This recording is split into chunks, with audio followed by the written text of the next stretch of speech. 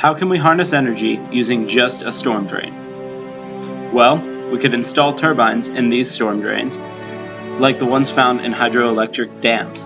As rainwater flows through the drains, the turbines will spin, generating electricity. There are over 30 inches of rainfall in the eastern United States every year. Think of the potential these turbines could have if they were installed on every street.